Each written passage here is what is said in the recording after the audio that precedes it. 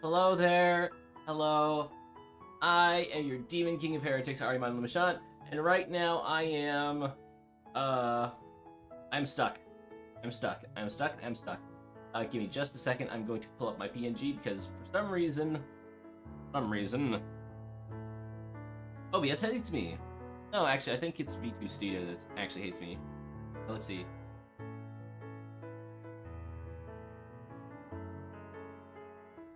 Hey, hey, wait. Okay, browse.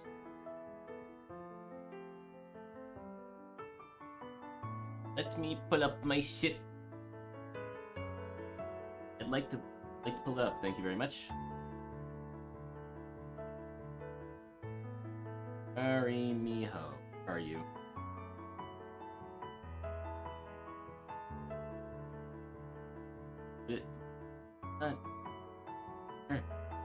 I have this little folder for VTuber assets, and it's called debut assets because I compiled it for my debut, but I just kept using it. I mean, it hasn't failed me so far. Oh! I saw it! I just saw it! Come here! There you are! Yeah, oh, big! Oh, big! Oh, big!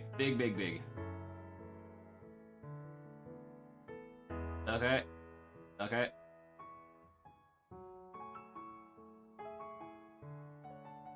Perfect. Turn VTS off. Yeah, that'll do, right? Yeah, that'll be fine. So, anyways, hello there. Hello, I am your demon king of heretics, Ahriman le Méchant. And today we are back with Please Be Happy. When was the last time we actually did Please Be Happy? I forgot. It was a while ago, I remember, but... hold on, let me see how long...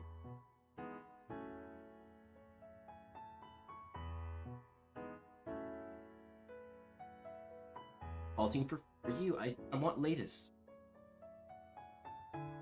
11 days ago. That is a long while. I'll be real with you, I don't even remember where we were left off. We're about to find out, I think. How far did we get last time? You tell me! Ring, come back. Okay, so we're at... Oh wow, there's absolute... Okay. Let's go...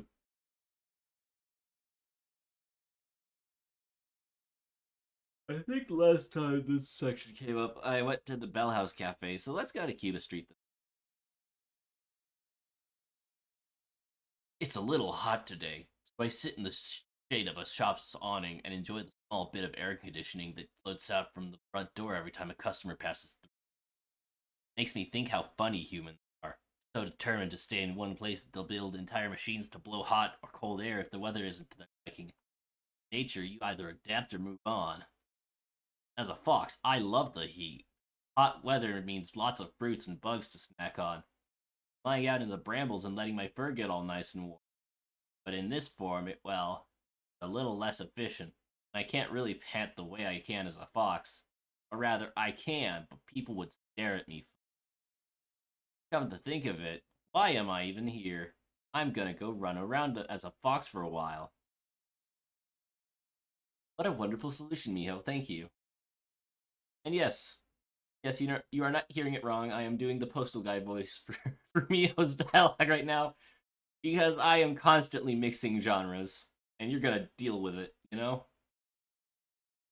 All day it's been showering on and off. Raindrops still pattering on the roof even now.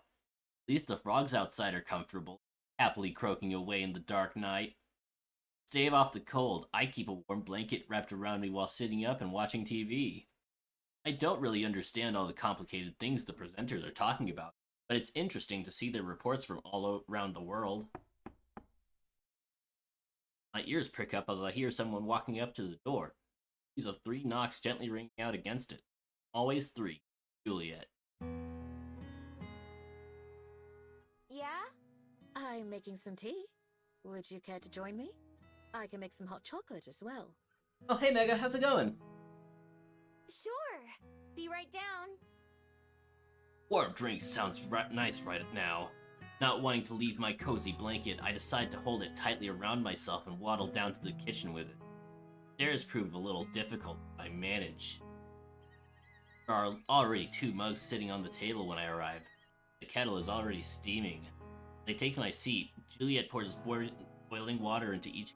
You knew what I was gonna say before you even asked me, huh? I had a feeling, yes. Pushes my mug across the table, and my hands peek out from under my blanket to cradle it. Happy for the warmth, I held the mug for a while before tasting the steaming hot chocolate inside. Been good. Had a nice extra long weekend. How are you? Oh, lucky. Lucky. I don't have weekends anymore. No, I just work. I just work. But today I'm on my last day of the block, so I have a day off tomorrow. And get this, after, what, Thursday? After Thursday? I open Thursday, but after that, I get another day off. I have no idea what I'm going to do after that, but I think I have Tuesday off, and I'm going to try to do something too. We're going to talk to do something too. Wink, wink. You'd think... not gonna promise anything yet, but I do have notions and plans and hopes for Tuesday.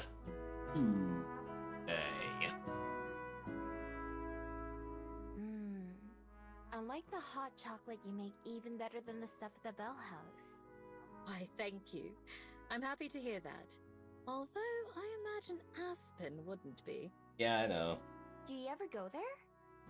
Now that I think about it, I'm surprised we've never gone together. MIHO, vampire.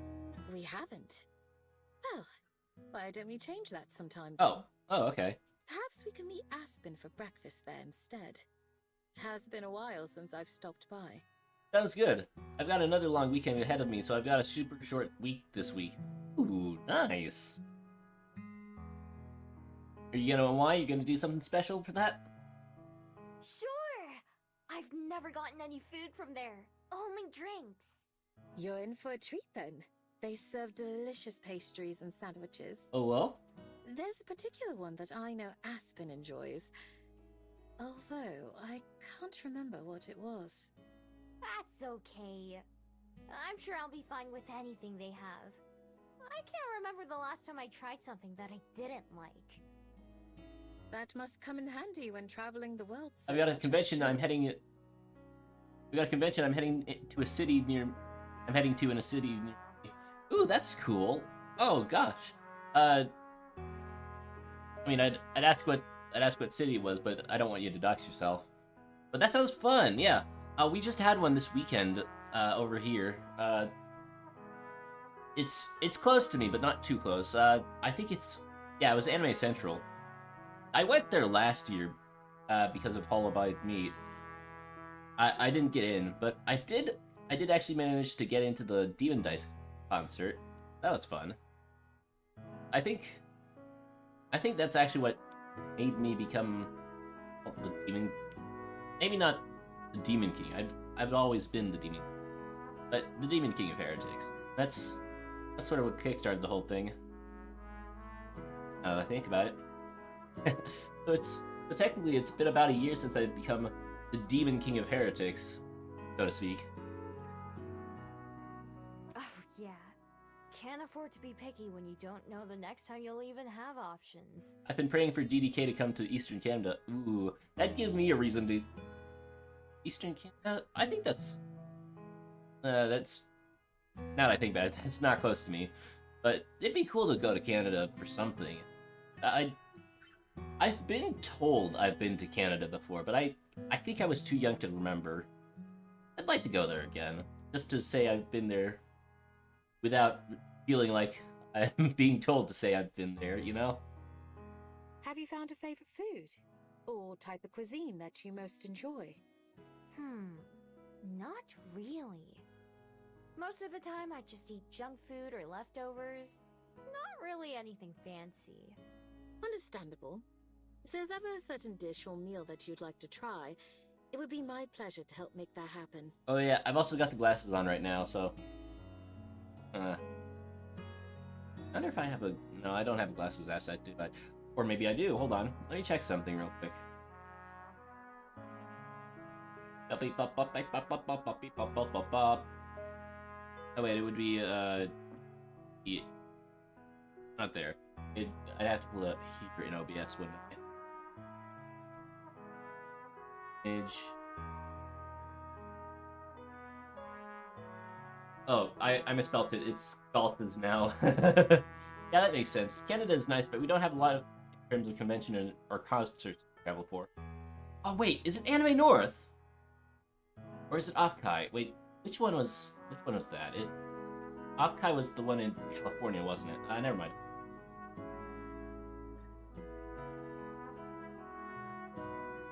Okay, it's not in downloads. Okay, it's last game.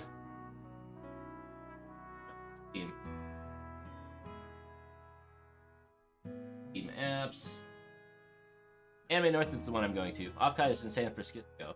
I'm going there this year too. Ooh, nice. Yeah, I think the only one I'm going to this year is actually Anime Expo. Yeah, I'm gonna send there my physical body, you know. Ooh, here we go. Data, assets, the items, and items. Yes, it is. Where are?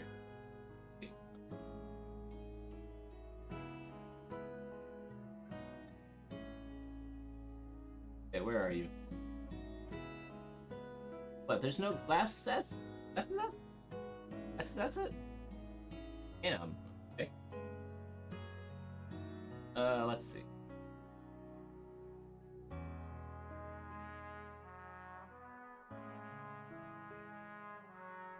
About...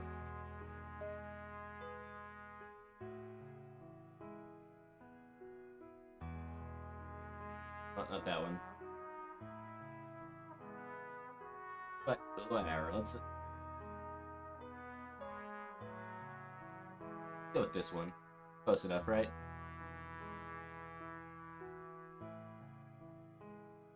That's close enough.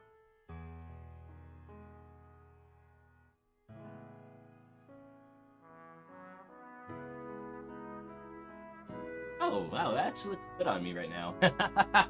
This is pretty much my first year ever doing conventions. I went to my first convention ever last year. Oh, that's pretty neat. Oh, that's... Oh gosh, I think I've gotten into it actually. Yeah, that's cool. Are you enjoying them so far? Or, well, yeah, did you enjoy your first convention at least?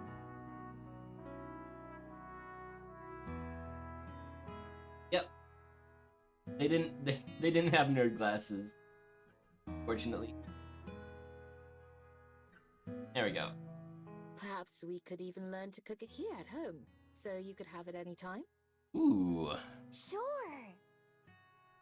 I tossed that onto the mental pile of if there's anything that Juliet's offered me.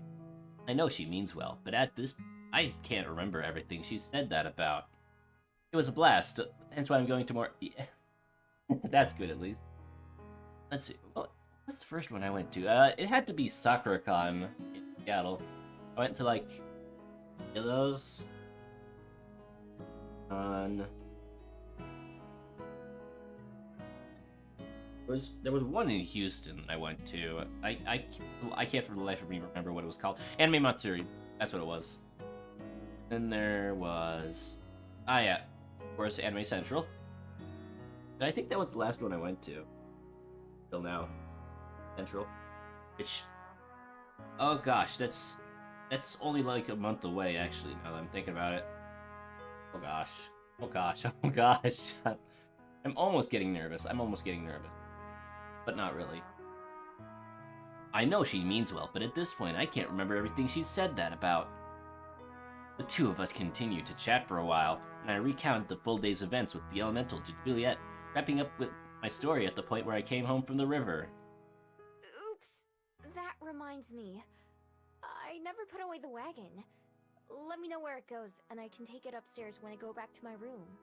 Wagon? Oh, yes. Yes, of course. Juliet quickly looks away, taking a sponge and busying herself cleaning some loose sugar off the counter, but it's obvious that something's off. I'm not sure what to do. It's so rare that Juliet's the one who seems uncomfortable. In fact, this is the only time I can think of. Other than when I first met her, of course. When I sort of tried to steal that painting. By the way, who does all that stuff belong to? The wagon and the toys, that is. Were they part of the library children's section before or something? I think I chastised MIHO on her lack of tact first time, didn't I? No, they were personal possessions, not part of the library. Oh, like from when you were a kid. I'm surprised you managed to keep them for that long then. MIHO. No, not my childhood. Huh? Sponge stops moving. Juliet's shoulders slumping as she gives up trying to work. I feel a little bad for making her act so oddly.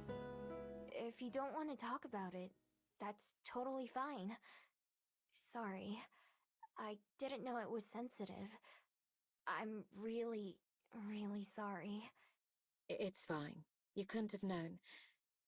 Besides, perhaps it's only right that you know. Oh, are we getting her? What? She turns back towards me, taking a breath before she continues. Her eyes don't look at me, though. They're looking past me. Do you remember when, several weeks ago, I told you that I met someone who changed my life? Someone who made me want to be a better person? Yeah. Well, her name, my daughter's name, is Cosette. You have a daughter? Yes, and she's been the biggest blessing in my many, many years of life. Although she's not in my own flesh and I can't blood, help but notice that she was my child. I can't help but notice that Juliet uses past tense. I found her on my doorstep one morning, tucked into a basket with a blanket and scarf around her. It was cold that morning, so very cold. When I opened my door and saw the silent bundle there, I feared that she was dead. But she was not. She was so very alive, and despite the cold, so very, very warm. She was barely a year old, if that. Yet she didn't cry. She could have been there all night for all I knew, but she never uttered a sound. I brought her inside, of course, just so she wouldn't freeze. Beyond that, I was panicked and confused. I'd never wanted a human child. I didn't even know how to raise one. To this day, I don't know why whoever abandoned her chose my doorstep to leave her on. Of all places. But how wonderfully, impossibly lucky I was. Because she didn't cry, I thought she might be mute. But that wasn't the case. She had a great deal to say. And as she got older, she would talk and talk. Every word was like music, a melody to my ears only. I felt so fortunate, and so unprepared. I suddenly had the life and well-being of another in my own hands. Her future, her everything. It was a responsibility I had never asked for, and likely would have never asked for if my life hadn't changed that day. She grew and grew, from a curious baby to precocious child, then to a confident young lady, and finally to a lovely woman. Tina is so sweet, right? It really pulls at my heartstrings how it describes her. I couldn't have been more proud as a mother. Every graduation, every breakup, every smile and tear changed my life. As my daughter, Of course, it would be true to say that I raised her, but it was mutual. She also made me into the person I am today. No, using the postal dude. Once Juliet finished speaking, I let out a breath I don't remember. When she first started speaking, my gaze was still fixed on the empty wall somewhere above my head. Just like when Aspen gets sucked into one of the books, I can tell that Juliet's mind is somewhere else entirely. The moment that I resolved to raise her, I made a promise to myself and to her. A promise that I would do all in my power to make the world Cosette lived in, grew up in, a better one that I had experienced. That I would show her how to find the beauty and the joy in all things dark and terrible. In a sense, I ceased to exist as a single person. My life was no longer my own. It was tied, forever and always, to another. So, all those toys and things. Yes, the treasures and mementos of another life. Of happy days filled with laughter. Of scraped knees and tummy aches. Of heartbreak and homecomings. I keep them there as not simply a reminder, but a tribute to those times. Wow. I would have never guessed any of that. I never knew you were a mom. Gaze returns to me, but to the world that we're in now. It gives a little smile, but it looks fragile. Well, I suppose it's not something I speak of very often. Does she live here in Wellington? Could I meet her? Oh, deja vu. I've been in. Oh, Juliet regards me with a strange look. Elemental. Not like she looks angry. Like she's thinking about something hard. Stare back, not sure what else I might have said wrong. Juliet would be such a cool mom, but the infinite age thing would be heartbreak. That's about immortality.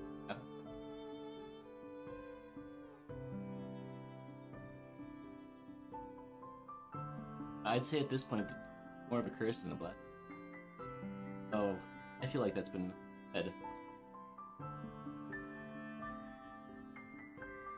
Like always, her expression soon softens. She is in Wellington, yes. A bit of a walk, but not too far. You can go in the morning if you'd like. It's been a little while since I have. Sure. Fine by me. It is indeed. Speaking of which, I actually have some business I must tend to myself. Will you be alright on your own, MIHO? Oh, yeah, of course. Don't worry about me. Have a good night then. See you in the morning. See you. I'll be ready to go first thing. Juliet leaves. I watch her go. Might just be me, but it's like she left in a hurry.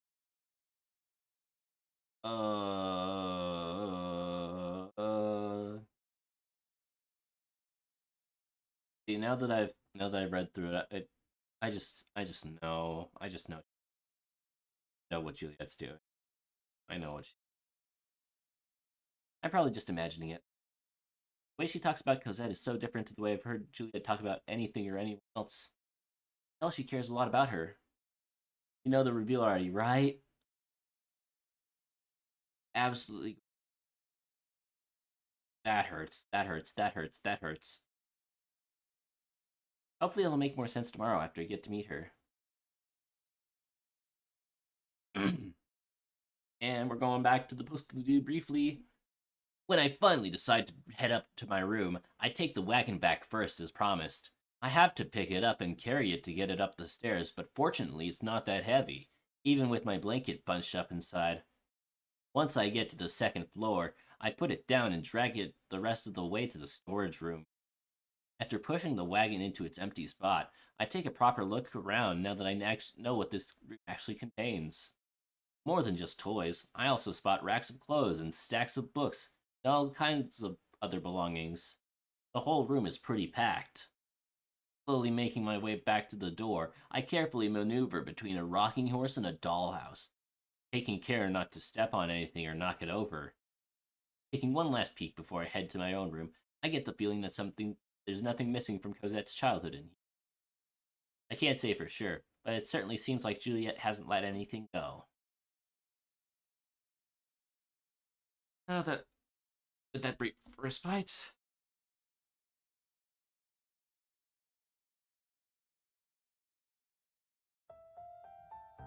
Oh, oh, oh.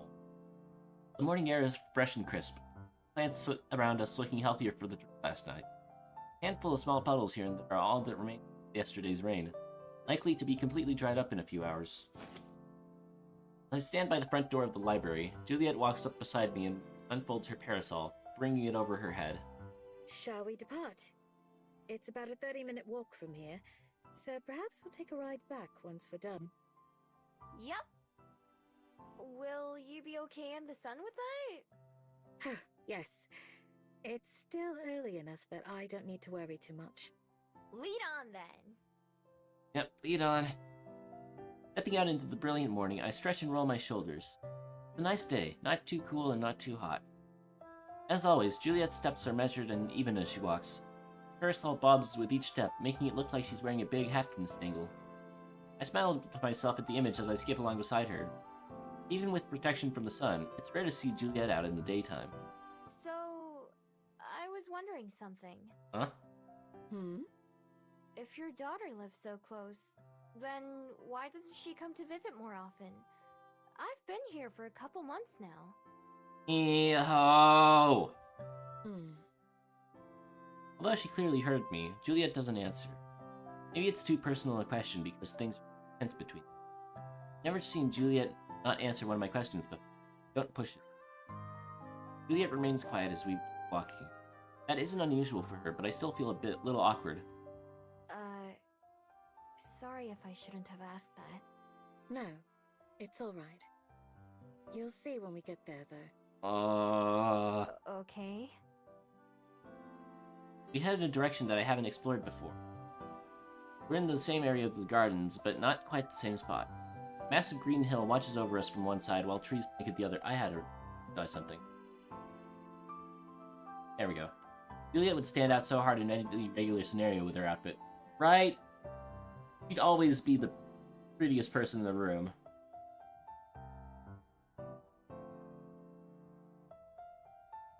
After crossing a small bridge that runs over the highway, we reach another beautiful. The concrete path we walk along is lined with bushes and flowers, and the occasional decorative lamps. There are a few houses peeking through trees, but most of the field is still covered in nature. Whoa. Are we getting close? Yes, we're very nearly there. This is Bolton Street Park. She's pretty lucky to live in a place like this, huh? Even as a child, Cosette had an affinity for the woods and trees. I get that. I'll bet she would love to be able to turn into a badder fox. I'm taken off guard by Juliet letting out a great laugh. I don't think I've ever seen her like this. A little giggle or, rarely, a chuckle from time to time, sure, but never anything so relaxed and sincere. A grin spreads on my face just from watching her.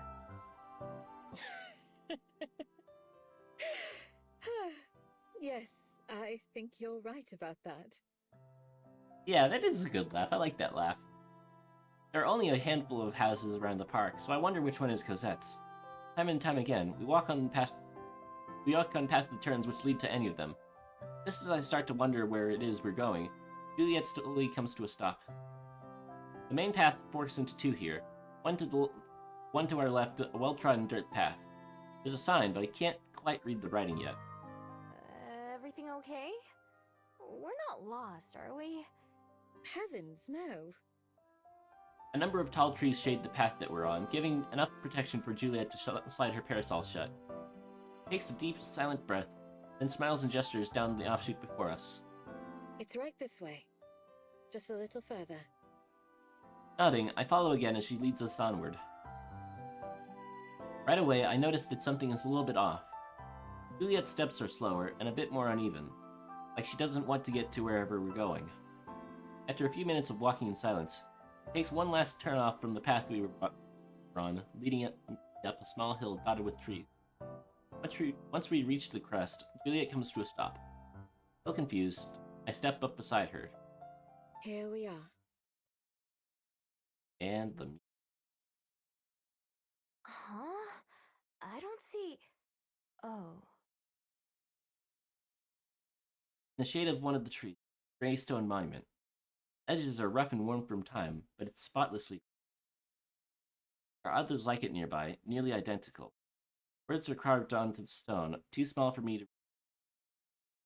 I've never visited before, but I realize what this place is. I silently mouth the letters of the word at the top, even though I'm sure I know what it's going to say. O... S... Set's grave is preserved perfectly. I'm sure Juliet wouldn't stand for anything else. I'm... sorry. I didn't... It's okay, MIHO. I'm aware you didn't know, but I wanted you to.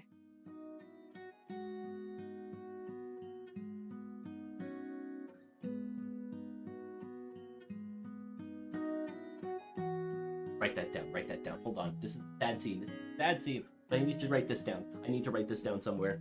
I need to write this down somewhere. Write this down somewhere. I need to write this down somewhere.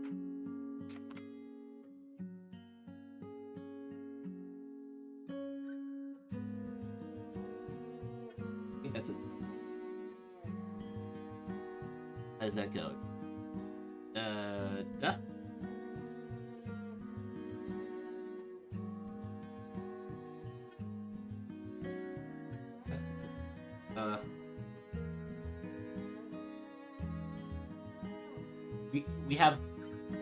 We have letters. We have letters. I can read that.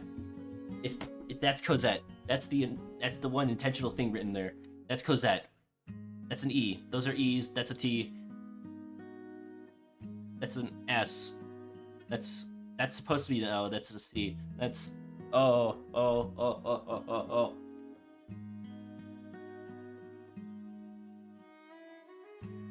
I'm learning.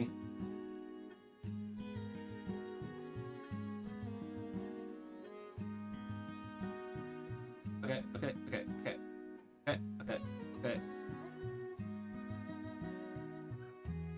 There's actual words. No, not actual words. Actual letters. There's actual letters. Those are letters. Okay, back to the sadness. My beautiful, precious daughter passed away years ago. Almost 2 decades by now. She lived a long, full life and spent her final moments with those she loved. The last words she told me, the last words she ever said to me. Juliet's shoulders shake without a sound as I stand there, helplessly. Shudders as she takes a deep breath. Or that she couldn't have been happier. What was she like? She was so many things that it's almost impossible to answer. I think you would have liked her. I'm sure she would have loved you. She was adventurous and free, sometimes stubborn to a fault. Once her heart was set on something, there was no stopping her. Everything she did vividly, to the fullest. Even if the very laws of existence told her something was impossible, she would try anyway. She was endlessly kind, with compassion for every living thing, from the smallest insect to the largest, most ferocious beast. She saw the value in all of them. She gives a small smile as she looks, and as tears well in her eyes. I help to try to force down my own emotion. You should have seen her as a child. She would talk your ear off. Both of them if you'd let her. There wasn't a single person near us who didn't know who she was. So open and free was she. That warmth and care. It was the core of her life. If she saw someone in need, she would rush to their aid. It just naturally came to her. If you or I see someone hurting, we may choose to help. For Cosette, it wasn't a choice. It was simply who she was. The heartbreaking scene made me share. Yeah, this one had me the closest. Actually, yeah. Of all the media I've seen, this is the moment that made me the closest. To know her was to adore her. Every day that went by, I was more and more proud of her. Those virtues never faded a bit. Even on her last day, she was worried for me more than anything. I promised her that I would...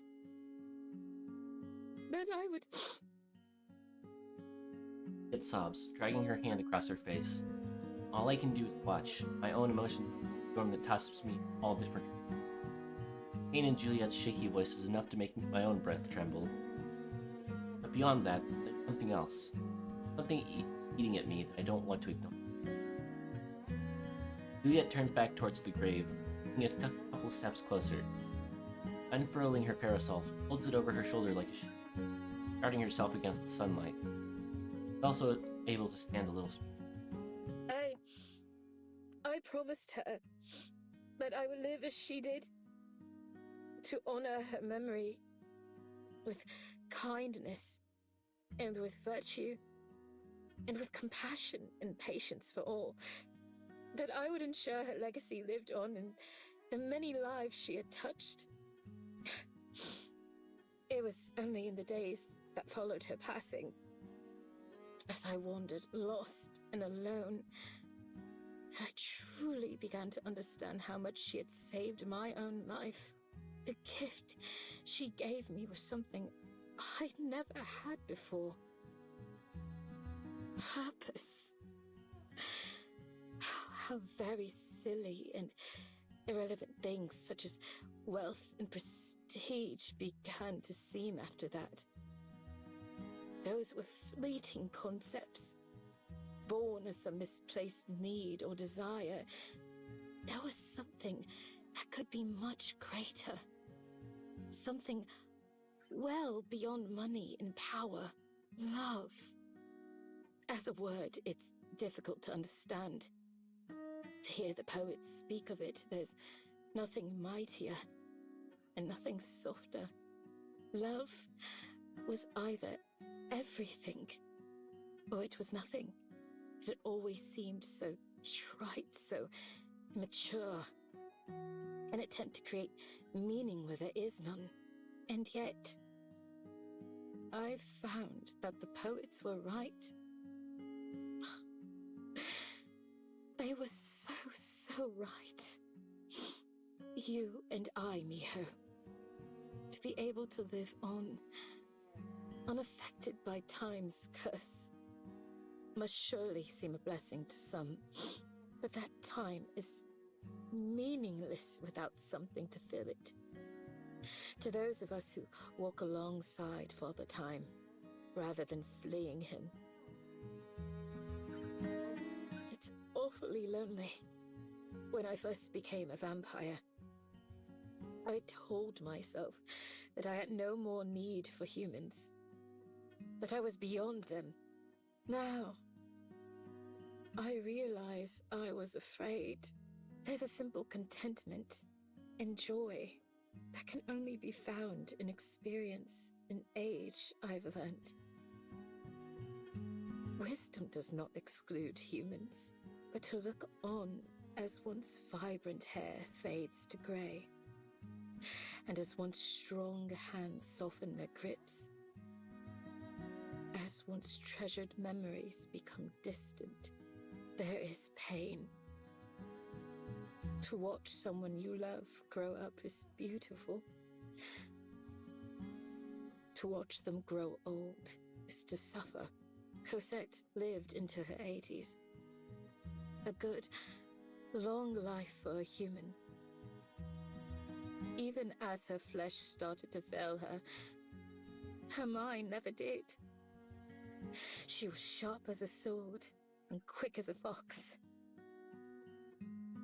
For a human, there is no kinder, gentler end than that of old age. And every day, I'm thankful that Cosette was one of those lucky ones. To slip away peacefully and painlessly. I don't think I've...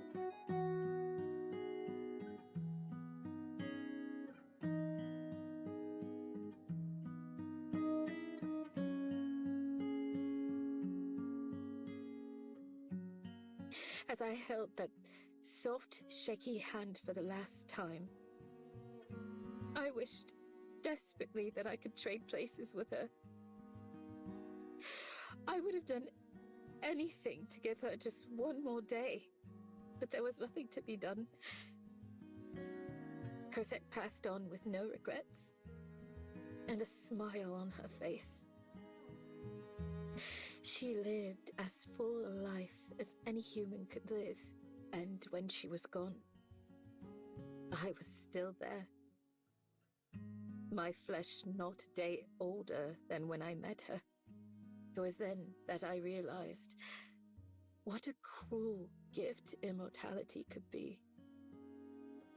What a slow, repetitive torture if I chose to let it. So for the sake of Cosette's memory, and of the promise I made, I swore that I would continue to live as I had not lived before. For virtue, for friendship, for others. For tomorrow, to die is human. To live is a privilege.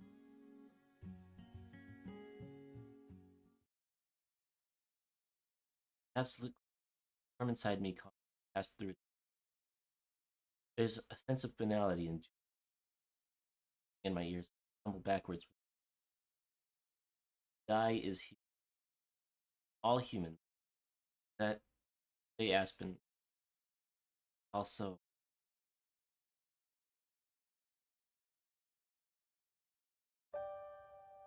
understanding hits me. Barely notice the look of surprise on Juliet's face as I transform, turning tail and fleeing the forest. My person, one I've searched for my entire life, dead too. Long dead. No matter what happened after they left, the nature of their human lifespan means that generations ago. I run farther and farther away. One thought echoes above the others. All these time, all these decades. Nothing. Take my claws into the earth with every step, tearing at roots. Okay, I think your speaking is a bit low for your gait. You're cutting in and out. Okay, thank you. Yeah, okay, I see.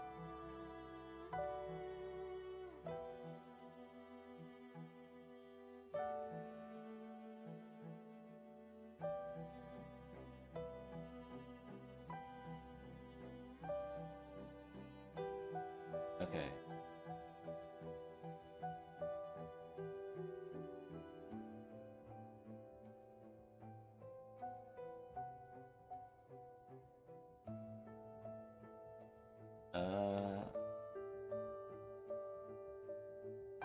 Ah.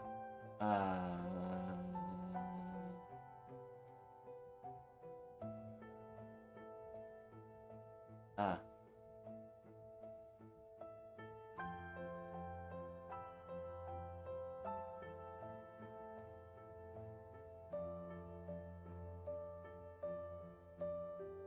This should be good for now. Okay. Oh. I'll try to speak a little bit louder.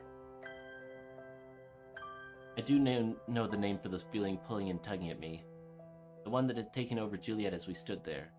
One I've heard of but never felt until now.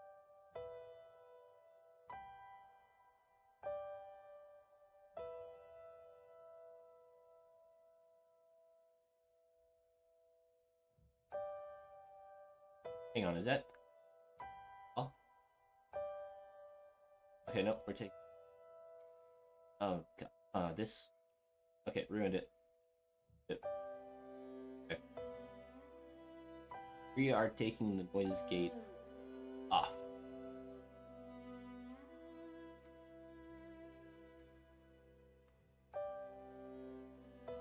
Okay. Grief. Yep. Okay, here we go. How's this? Yeah, no, I just threw away the gate altogether. Yeah.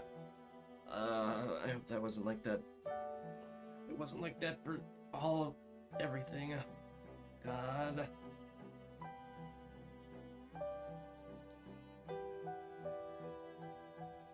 Okay, here we go.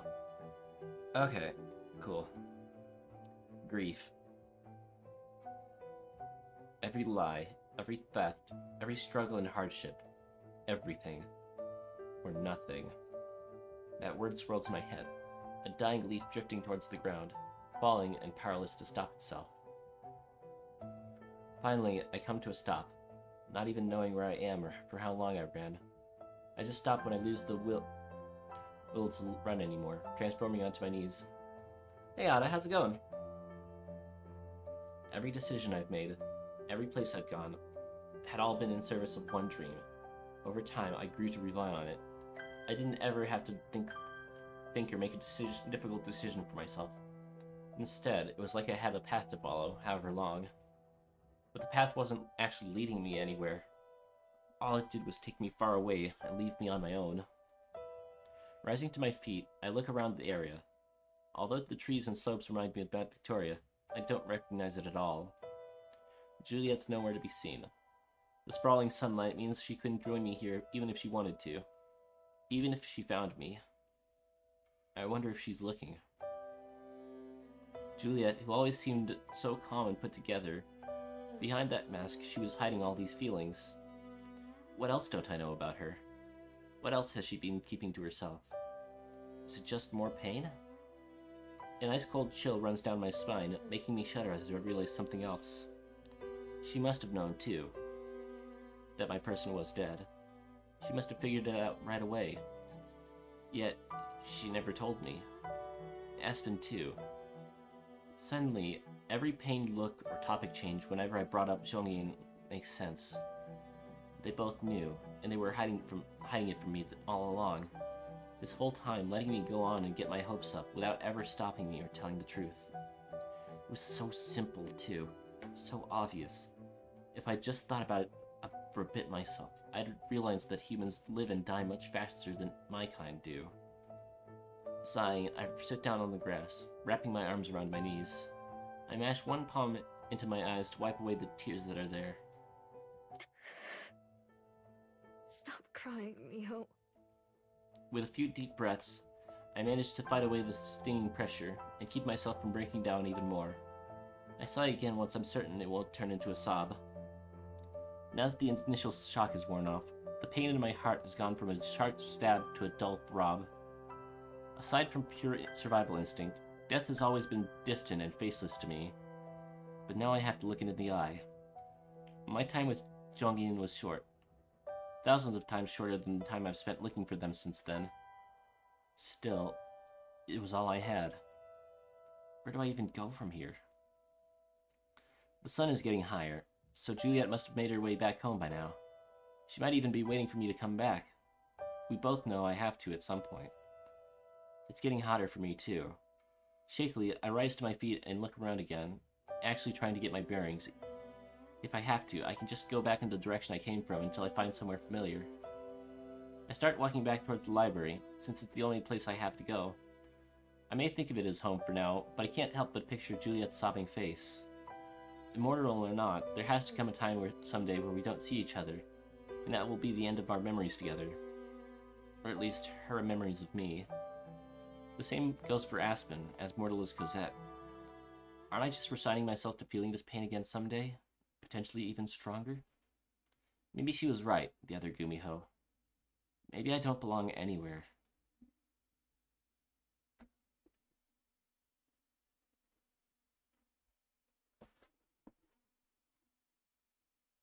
By the time I get back to the library, I'm exhausted from the walk in sun. I throw open the library door and go inside, walking past my empty seat at the front desk. Juliet's nowhere to be seen, only patrons. They've always managed just fine without me, though. Plodding up to my room, I grab my blanket from my bed and wrap it around myself before I lower myself to the floor. That's when the tears hit me again, and this time I can't hold them back. Slouching onto my side, I don't even try. There's no point. As expected, in less than a minute, there's a sound at my door.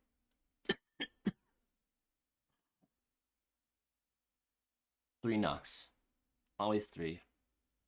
MIHO? Is that you? Are you alright? I don't respond. I don't even know if I want to see Juliet right now. She's part of this too, after all. She pauses outside for a moment, but a few seconds later, Juliet opens the door anyways. Ah, MIHO. The pity in her voice tells me everything I need to know. I can only imagine what I must look like, covered in blankets and lying on the floor. I must look pathetic, childish. It must be how I always look to her. MIHO, I'm sorry. I didn't mean to. Juliet trails off, still just inside the door. I can see her legs and cane, but not her face. I can picture the concern on it, though. Didn't mean to what? The words come out as a growl, surprising even myself. But I can't pretend. Not now. She let herself in here. She can deal with it. Her cane sways from side to side as she wrings her hands, almost knocking into the wall more than once. Mean for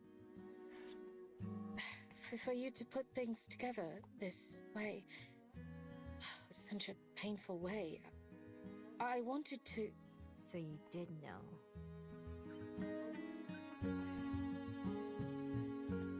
I cut her off without thinking, as she confirms my suspicions. With one arm, I push myself up, letting the blanket fall away from my face as I glare daggers into Juliet. Pardon? You knew. Slowly, I rise to my feet. My head is pounding, and I can hear my blood pumping as anger rises through me, bubbling out like liquid magma. All this time they've been dead, and you knew, didn't you? You probably knew from the first time I told you about them, right? She stiffens, and then Juliet sighs deeply. It's all that anyone ever seems to do around here. I did, yes. Why? Why didn't you tell me? Although tears are beginning to choke my voice again, I manage to shout out my question. My accusation. I've been looking like such an idiot. I'm already an idiot compared to you and to Aspen. Every day I'm reminded of that. But this really takes the cake, doesn't it? I've been wasting my whole entire life over something everyone else can figure out right away. MIHO, it isn't like that. Then why? Tell me why you didn't tell me sooner. Or Aspen. She knows too, right? Juliet nods meekly. My eyes and my nose... My eyes burn and my nose is running. My face hurts in every way possible. We didn't know how. Know how? What do you mean, know how? I can't keep myself from shouting.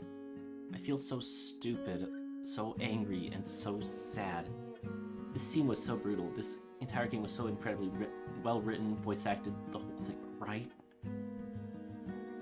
Oh, it's such a good game, oh my god. Please, MIHO, try to understand. We were still just getting to know you. You barely trusted Aspen or me. If we just told you that the person you were looking for was deceased, we didn't know how you'd take it. You might not even believe us, for one thing. Or perhaps it would give you cause to run away again. As the weeks went on, we wanted to, but it never seemed to be the right time. Neither of us wanted to be the one to, out of nowhere, bring your whole world crashing down. Not when you were trying so hard. You seemed so happy. It felt more cruel to ruin that in a way. I'm sorry, MIHO. I truly am. It was wrong of me to let it go this long without saying anything, but believe me, I only hesitated out of love. Aspen and I both. We simply couldn't bring ourselves to break your heart that way. That lot of good that did. It's Juliet sniffles, and I have to look away. I don't want to see her cry again.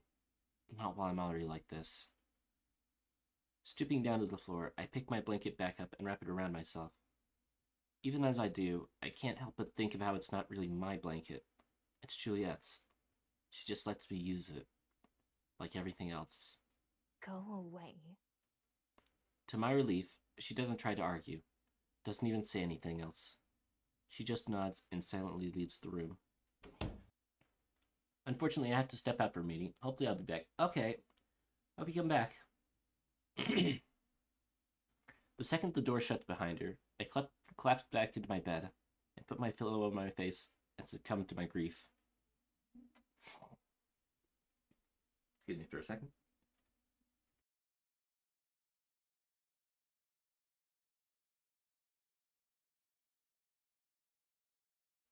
There we go. My everything hurts when I wake up. Damp pillow still covering me. My face and head hurt from crying, and my body hurts from passing out in an uncomfortable position. I didn't even mean to fall asleep. I must have cried myself into it. The memories of yesterday don't even give me a chance to wake up before they flood my brain, pulling a groan out of me in response. I don't want to get up. I don't want to leave my bed. What's even the point? Still, I know I have to. I have to see Juliet. I have to see Aspen within the next few hours, and Juliet too, eventually. I don't know what to say, or even what I want to hear. As much as I'd just like to avoid everything and everyone, the rational part of me knows that I can't. Instead, my magic and bead force me to conform like always. Either get up or be forgotten. It's not really much of a choice. I sluggishly get up, get dressed, and wipe down my face, which is still red from crying. Then I trod downstairs to where we'd normally be having breakfast. Except it's later than usual. There's food on the table for me, but it's long since cold. And I can hear the sound of conversation and movement that means the library is already open. Life goes on, with or without me. I cram down the slices of cold toast and browning apple without really tasting them, just knowing that I need the nourishment. Then I wander up to the front of the library, where Juliet is seated at my spot at the desk. She notices me approaching. I can see her struggle to decide how to greet me, uncertainty plain in her eyes. I can't decide either, so I just settle for a stiff nod. Hey. Good morning, MIHO. Her voice is awkwardly stilted. It seems out of place for Juliet. I gesture at the stack of books next to her and the half-filled checkout sheet. You can go to bed. I can take over from here. Juliet shakes her head, looking a little bit more confident in the motion. No, it's all right. You're in no state to be working today. Let me handle it instead. Really, it's fine. A patron starts to approach the counter, a couple books in his hands. I start to reach for them, but Juliet stands up, blocking me off. Good morning. All set to check out? I let my hand fall to my side. The person checking out books looks a little confused, but settles on talking to Juliet instead of me. Fine then. If she wants to, she can do it. She has that same practiced tone of voice when it comes to helping a stranger that Aspen does. Aspen calls it her customer service voice. To me, it's the same how I sound when trying to deceive someone and get something out of them. The only difference is I'm not sure how I could pull mine off now like she can. Then again, it seems like Juliet must have always been good at hiding her feelings. Wordlessly, I turn around and step out from behind the desk, passing by the guest on my way out the door. From the corner of my eye, I can see Juliet watching me as I go, even as she deftly handles the checkout. I wonder what she's gonna do about Aspen.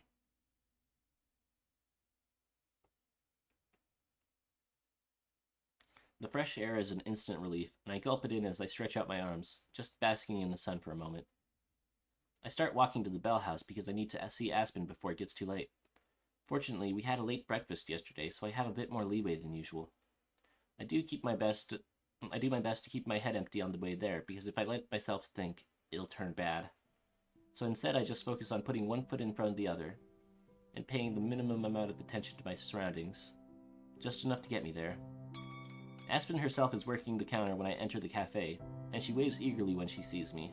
Oh, MIHO! I was just thinking of taking my break early to come see you. Juliet said you were feeling a little under the weather this morning. I make my way up to the register, staring blankly at the menu. I could actually read some of it if I tried, but I'm not. I can see what she means. Are you alright? I shrug. Yeah, I'm fine. Let me get, The names of the different drinks that I like all swirl around in my head, but somehow picking one feels like an impossible challenge. I wasn't planning on actually staying to or get something to drink. I just started ordering out of habit. Whatever you recommend. Frowning, Aspen taps something into the machine. I reach for my wallet, but she waves a hand to stop me. It's on me. Go sit down and I'll bring you something soon. Thanks. There's something so difficult about these interactions. If I'm in a bad way too, I'll see these actions and be like, I don't know. It hits a little bit close. It hits a little bit close because this is exactly how I'd see things if this happened to me. These moments would be when I would be crying. If I played the game, well, you're about as close to playing it as you can be without buying it. Watching somebody play it, you know. Leaving her to that, I trudge to a booth and sit down, resting my head on my arms and closing my eyes. I could have just come inside and left again as soon as Aspen saw me, but I know that I wouldn't feel any better without anywhere else I could choose to go. At least this way I get a free drink out of it. I don't open my eyes again until I hear the sound of Aspen setting a cup down in front of me before taking a seat herself. Thanks. Again. Sitting up, I have a taste of whatever it is Aspen brought me. It's scalding hot and bitter. What's in this? Coffee! What else? Espresso? You look like you need it. Gingerly, I take another sip, bracing myself against the heat this time. One of your recipes? No, I don't know who invented it, but it's been my go-to for years when I need a pick-me-up. Don't you feel more awake now? The aftertaste lingers in my mouth, but I drink some more anyway. Unfortunately. Then it's doing its job. You really do look a mess, though. Were you crying? As soon as Aspen takes a second to look at my face, I can see her take on that same look of concern as Juliet. I raise my cup to my lips again just to hide myself. Yeah? There's an awful scraping sound as Aspen slides her chair a little closer to mine, taking one of my hands in hers. I pull away immediately. Sorry, I should have asked first. What's wrong? Did I do something? Her face starts to redden, and I already know what's coming next. It's fine. I don't know how to respond, so instead I opt for a question that's been lingering on my mind. Do you know who Cosette is? Cosette? No, I don't believe I know the name. Is she a friend of yours? No. Don't worry about it. If Aspen doesn't know, I'm not going to be the one to tell her.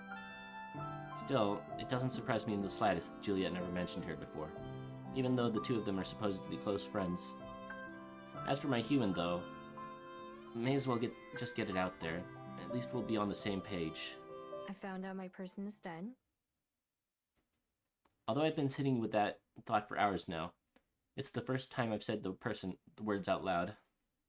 To my own surprise, they come out as steady as everything else. At least I don't feel like I'm going to cry. Oh. Finally, I glance at Aspen herself. Just like Juliet, I can see her eyes widen and mouth drop as she tries to think of something more to say.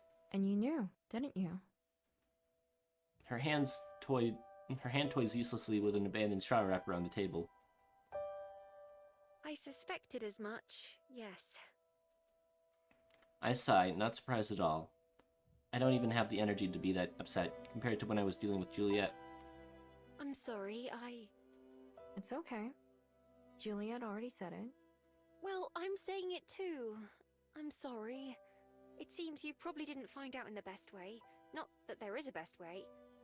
That was why we were afraid to tell you. We didn't know how... Actually, I'm just going to stop talking. Really? It's fine. I cut her off flatly before she can start over, apologizing. Being apologized to makes me uncomfortable, like an itch I can't scratch. Putting my chin in my hands, I look out the window to the sunny day outside. It's as nice as it ever is here. I just wish you would have told me. In our reflection, I see Aspen nod.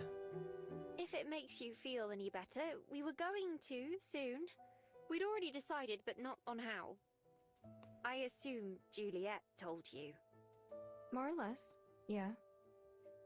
She said something that made me figure it out. I see. Both of them just accepted my being upset so easily. Neither of them tried to argue or anything, just apologized.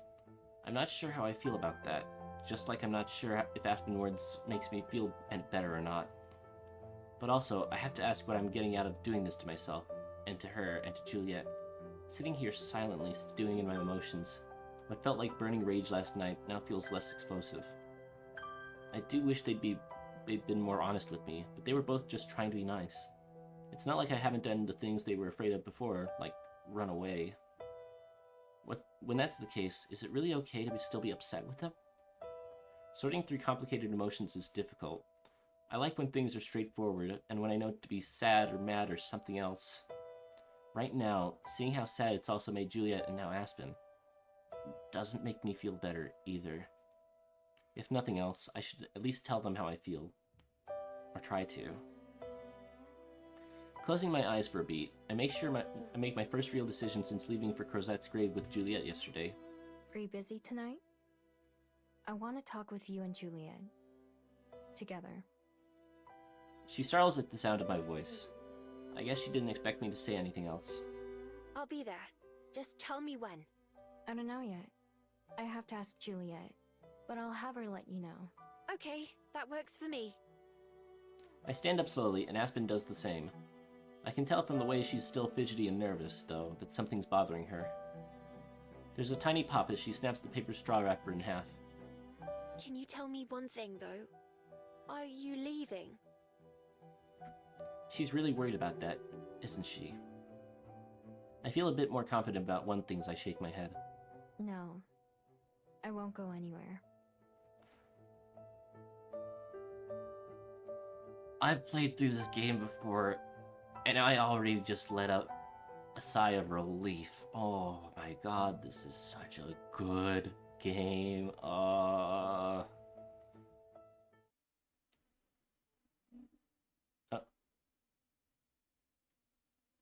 Where are we going? Oh, there we go. I love that little face. I love that little face. Okay.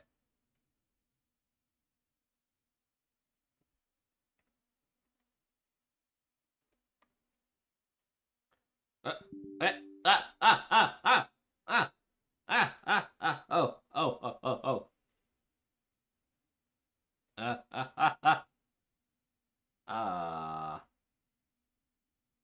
Hold on a minute. It just crashed. It just crashed, guys. Oh god. Okay. Okay, right.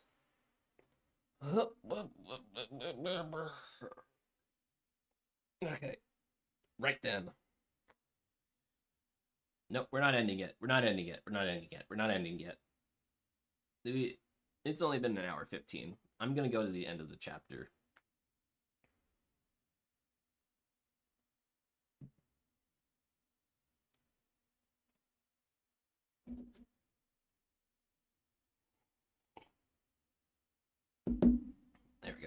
Coffee. Please be happy. Alright. How far did we get last time? A little further than this. Right then. Where did we go last time? Yeah, we went down Cuba Street, didn't we? There we go. We're gonna skip. Skippity skip skip.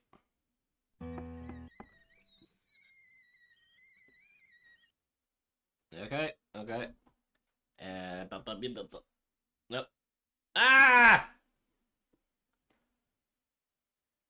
Ah! Uh-oh. Uh-oh. No, no, no, no, no, no, no, no, no, no. No, no, no, no, no. No, no, no, no, no, no, no. Please?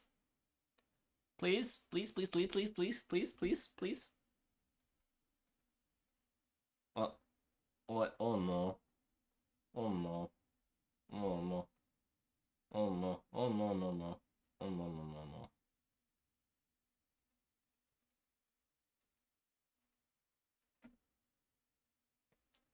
no. Okay, right. Got it. Right, okay. We're gonna try that again. We're gonna try that again. Okay. Okay.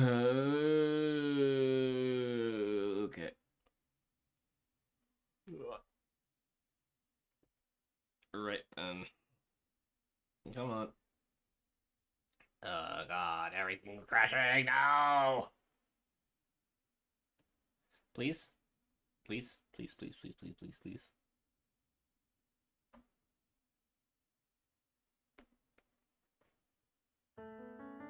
There we go. Please be happy. Alina, hi. Ugh, it's about time. I was getting bored.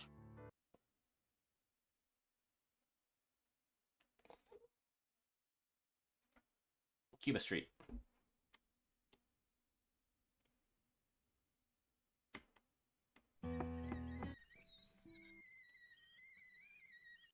Come on, come on, come on, come on, come on, come on, come on, come on. Save there. Just so I can pick back up if it crashes again.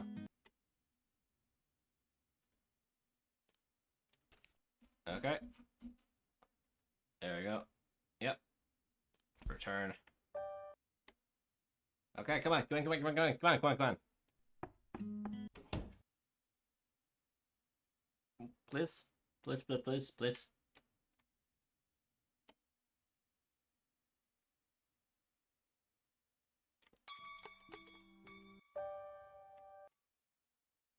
Okay, there we go, finally. Save. Just in case, just in case, just in case. Now then, Botanical Gardens. Please.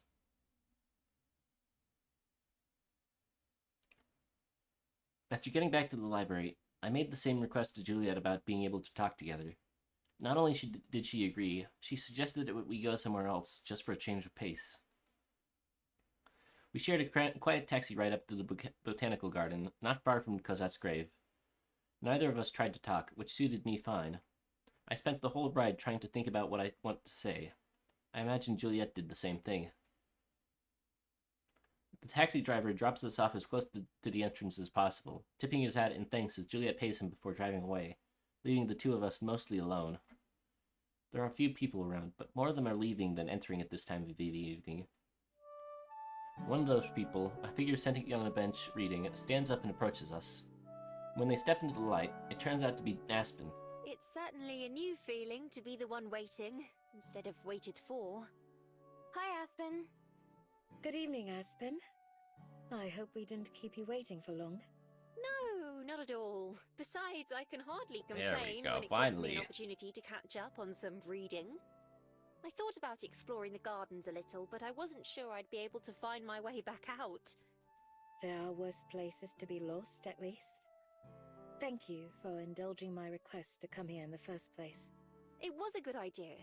Not to say the library's gotten boring, but... We never really go anywhere else? That's a good point. I feel better now than I did this morning. At least enough to make a couple of jokes. A lot of things still weigh heavily on my mind, but I'm determined not to be just an emotionless rock. That wouldn't help anyone. Precisely. I've never been here before either, so I'm eager to see the gardens. It's been a while since I've been here myself, but I believe I remember a nice spot I used to visit with. Instead of finishing her sentence, Juliet simply begins walking. Her cane makes a steady click sound as it taps against the stone path. Aspen reads off some of the signs that we pass by, signs which I, of course, have never given a second glance at. Stonebridge Gully. That sounds rather poetic. Perhaps I'll use it in a story sometime. Ah, Pine Hill Path too. Whoever named these gardens was having fun, weren't they? Juliet still seems preoccupied, not ignoring us, but not seeming to pay much attention either. She does wait while Aspen pauses to read one of the big signs that talk about the gardens. She writes a little bit in her notebook and then scurries back to us. Sorry, one of the photos there caught my eye and I wanted to take some notes for further research. I hadn't realized there was more to this park than just this one garden. Really?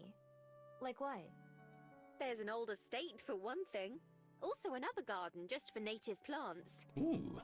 There's even a cemetery not far away that's apparently part of it. The steady rhythm of Juliet's cane misses a beat, but she keeps walking. After a short uphill stroll, we reach our destination. A small dirt path juts off of the main road, leading to an overlook covered by a glass roof. There are a handful of benches around, but all of them are unoccupied. Would this do? Oh, Juliet, it's breathtaking. I have to agree. Aspen walks slowly to the edge of the overlook, pressing a hand against the glass as she looks out over the view. I stand beside her and do the same. We're higher up than I thought, with a good view of the rest of the botanic garden from here. I even spot the main gate. Far across, the same rolling green hills that I noticed a couple days ago tower over us. Though she smiles, Juliet doesn't join us, instead sitting down on one of the benches. What do you think, MIHO? How does it compare to some of the sights you've seen? It's pretty nice. I like the view from up on Mount Victoria better, though. Oh, it's been quite a while since I went up there. Perhaps I should see it myself sometime and compare. You should! You can see the library from the top. I used to go up there to clear my head, before I started living at the library. I'll be sure to invite you along, then. She lingers for just a moment more, gazing out at the darkening sky before taking a seat on the bench across from Juliet. Only I stay standing, pacing back and forth. Despite the pleasant chatter just a moment ago, now that we're all here and settled, both Aspen and Juliet sit quietly but expectantly, waiting for me to speak first. Since I was the one to ask them to come here, it falls to me to start the conversation. But where to even begin? I'd been thinking about that all day, and I decided that maybe I should just start at the beginning. The very beginning. I never told you anything about my person, right? About Changin. They both shake their heads. Taking a deep breath and clearing my throat, I close my eyes and cast my mind back to the forest all those years ago. I was just a regular fox back then. I don't know how old I was. Foxes don't think like that. All we know about is eating snacks and lying in the sun. That was all I really did, all day long. No hobbies or jobs or responsibilities. Just existing. I knew what humans were in the same way I knew what leopards and bears were. Big and scary and something to avoid. It was rare to see one in the forest, but it happened. Most of the time, they were noisy enough that you could hear them coming from far away and hide.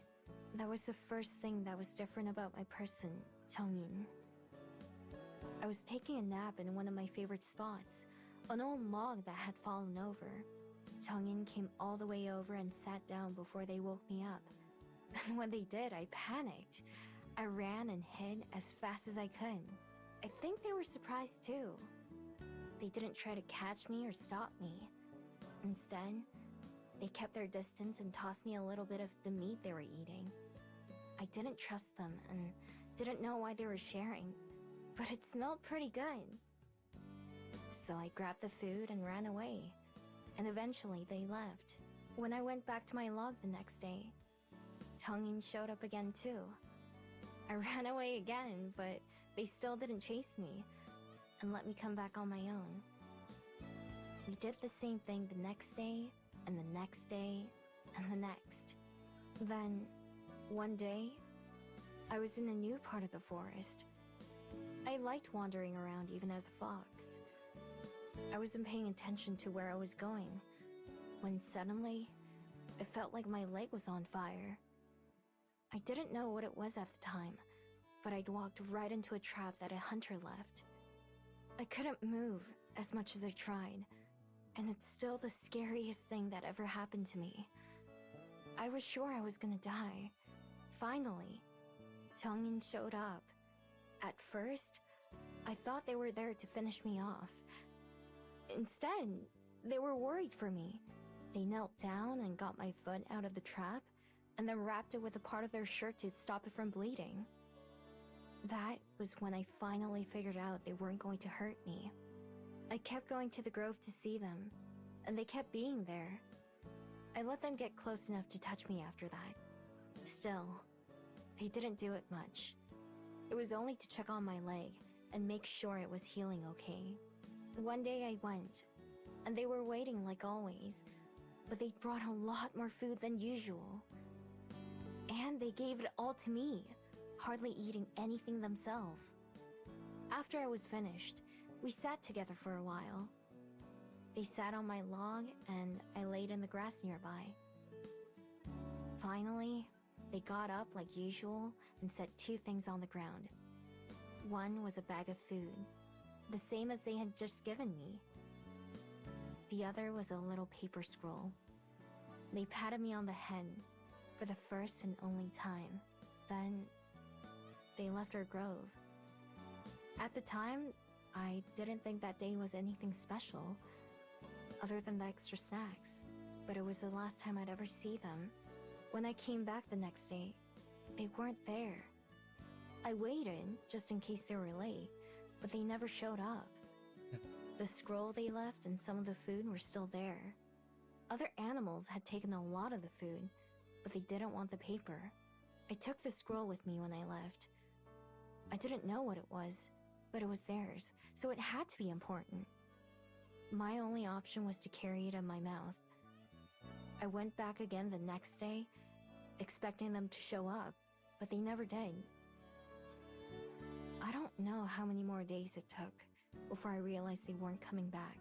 Once I did, it was all I could think about. I kept looking for them, but I couldn't find them, as much as I wanted to. I didn't even know why I wanted to see them so badly. Just that I did. While I was thinking about that, I started to choke. Something came out of nowhere and was stuck in my throat. Finally, I coughed it up. A bead. I'd never seen it before, and definitely never swallowed it. I left it and went back to my den, but it was waiting for me there too. No matter where I went, it was always waiting. So finally, I touched it with my nose. Everything after that happened so fast. 1 second I was there, just a normal fox. The next, I was in this new form, not sure how or why. Some things came to me naturally, like using my new body and walking on 2 feet, and even how to turn back into a fox. But I still thought like an animal and acted like one. I didn't know any words that I could even think with. I had to learn those, and all kinds of other human behaviors the hard way, after getting chased away from villages and strangers that I met. Over time, I learned how to hide and blend in, and steal, and just how to survive. I followed Jungin's scent all the way to the ocean. I'd never seen so much water, not even close. I had no idea how huge it was. I boarded a ship like Jungin had, not knowing that it would take me somewhere different than the one they took. And I've been looking for them ever since. When I open my eyes again, they're heavy with tears. This time I don't try to hide them. I didn't mean to talk for so long, but once I started remembering, everything else just came naturally. Turning to face Aspen and Juliet, I see that they're crying too. Oh, MIHO. They sound like they were a wonderful person. I can see why you never stopped searching for them. They were truly special, weren't they? Yeah. Yeah, they really were. Remembering how their hand felt on my head, and the softness of their touch as they inspected my leg, those thoughts hurt as much as the hunter's trap did. But also, they make me smile, too. I've often worried that they might have forgotten me, but I don't think they did. They only knew me as a fox before I had any magic, so their memories should have stayed intact. Those days weren't long, but they were special. To me, and I hope to Jung-Yoon too. I don't want to let them become painful memories. I want to smile when I think about them. Anyway, I'm sorry for getting so mad at you yesterday, Juliet. And for how I acted this morning with you, Aspen. I know that you both just wanted to keep me from getting hurt. But that's another thing, too. It feels like you're always looking after me, or taking care of me. There are lots of things I'm still learning, but I'm not weak. I've taken care of myself for a long time, you know. Ah, okay. So, I don't want it to be like that anymore. I want you to be honest with me from now on, both of you. Even if it's something that would make me sad or angry. I promise that I won't run away without saying anything. I won't just disappear no matter what happens. Because if we're really friends, then we should trust each other, right? That's one of the things I've learned. Having said everything I wanted to, I finally sit down, taking a spot between the two of them. Just like at breakfast every morning. For a second, the three of us sit there quietly. Then, Juliet begins to speak. I hear what you say, MIHO. And I agree. You're not the only one still learning things, you know? I have a long way to go to. For years, I felt it for the best to remain open, but guarded. If I maintained a comfortable distance, even from those I call my dearest friends, then I would be protecting myself by never getting to know anyone too well. By withholding any meaningful details of my life, I thought to avoid the pain of loss again. But all I've done is keep myself from experiencing that joy of companionship again, while even causing hurt to others. I'm not too experienced when it comes to being honest to myself. Or perhaps only honest to a point. But you're right, MIHO. That isn't how it should be. From here on out, I'll endeavor to be more open, more real, with both of you. For myself, and for you. Juliet looks in our direction, but in particular at Aspen right now. As such, Aspen, there's something that I'd like to tell you. She begins telling Aspen about Cosette, in much the same way she told me yesterday. I sit quietly and think about what she said. Hearing Juliet describe herself reminds me of me. In the end, we've both always been running away, haven't we? Despite how perfect and put together Juliet's always seemed, she's actually been struggling just as much. She was just better at hiding it than me. As Juliet recounts the vow she made in honor of Cosette, I see Aspen is listening with rapt attention, like when she gets really absorbed in one of her books. When Juliet finishes her story, both of them have to wipe their tears away. Aspen rummages around in her bag and pulls out a small pack of tissues, offering one to Juliet before noticeably blowing her nose and wiping her eyes. God, that's certainly a lot to take in. Thank you for telling me, though. Cosette sounds like she was a wonderful person, just like John-Ying. I wish I could have met her. I wish you could have as well. She would have had endless stories to recount, and I know she would have loved to share them.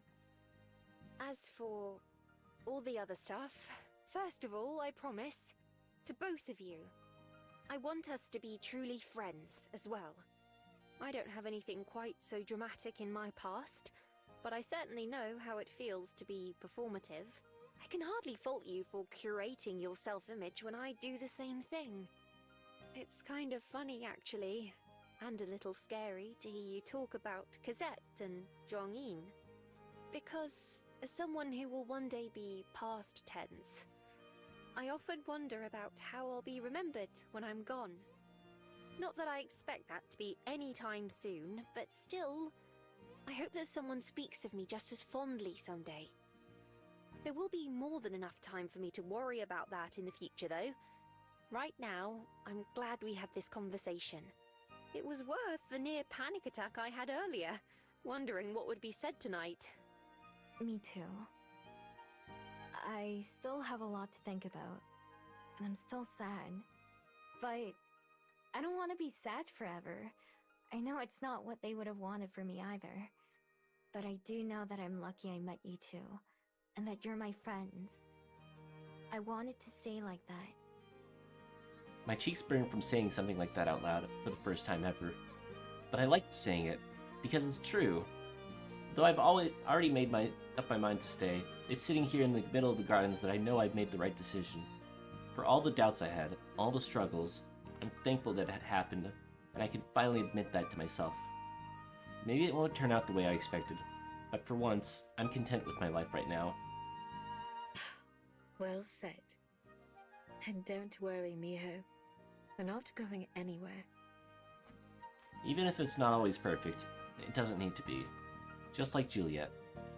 Oh, MIHO, I'm glad too. The first time you stepped into the Bell House was one of the luckiest days of my life. All I have to do is keep trying, like Aspen. So maybe another first time would be appropriate. Hopping up from the bench, I grab Aspen's hand and Juliet's hand and pull them to their feet too. Then, spreading my arms as wide as I can, I pull them both into a hug. Oh god, that's cute. Oh god, that's cute. Okay. Without hesitation, I feel them embrace me in return. From that first day at the cafe, all the way to now. It's chilly out here in the gardens, in the cool evening air, but it's warm in Aspen's and Juliet's arms, and I smile to myself, and to them, and to anyone who may be watching.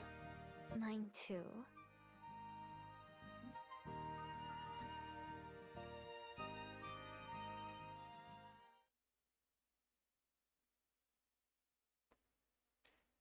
After spending a bit more time walking around the gardens last night, Juliet and I went back to the library, and Aspen took a bus back to her apartment. Once we got back, I fell asleep almost immediately, my brain finally getting some of the relief from all the emotions from the last few days. In the morning, once I go downstairs for breakfast, it's pleasantly familiar. Toast, eggs, and fruit like always, and conversations about books and work and Wellington.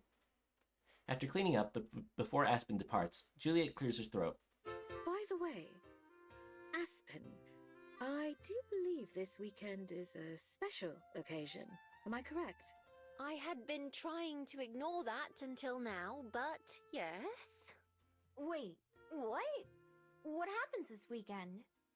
This Friday is my birthday. A brutal reminder that, like we just discussed, time won't wait for me. Whoa! Humans have parties for that, right? Are you gonna have a party? Of course! No, I'm not turning 12. Buzzkill! How old are you turning? Not 12? I thought parties were a thing you got to do your whole life. That's not fair that only 12-year-olds get to have them. Ah, one brain cell, right. It's not like that. They're just one of those things that you grow out of. Not really. Why? Why what? Why do you grow out of them? Her brow gets more creases, like she's trying to explain this as much to herself as to me. It's just part of being an adult. You get older and older, and you reach the real world, and then you don't feel like having a party, I suppose. When you're young, it's exciting getting older because there's so much you can't do as a child. Once you're an adult, you realize that what you thought adult life would be like isn't real.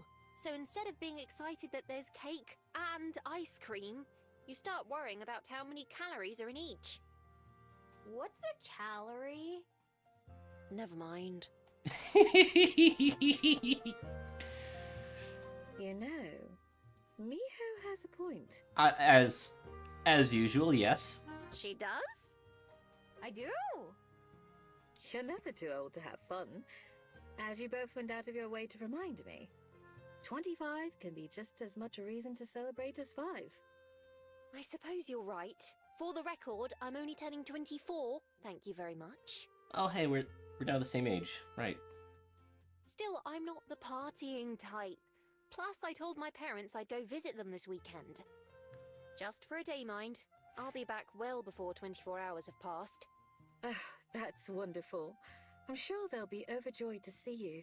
I'm sure they will be, at least for a little while. I still wouldn't want to stay for more than a weekend, even without MIHO to keep in mind. Longer than that, and my mum and I would probably go crazy. I'm not leaving Welly until late Saturday evening, though. Would you mind going with me to the bus stop on that day, MIHO? Just to be extra safe. I'm looking at the camera right now. I'm looking at the camera. Yeah, of course. Even without a party, would you let us treat you to dinner on Friday evening? We can go wherever you like. That would be nice, thank you. Isn't No gifts, though. It won't be a party. Isn't that a party, though? That's easy, because they wouldn't know what to get you anyway. Where do you want to go? I'm not sure yet, but I'll let you two know.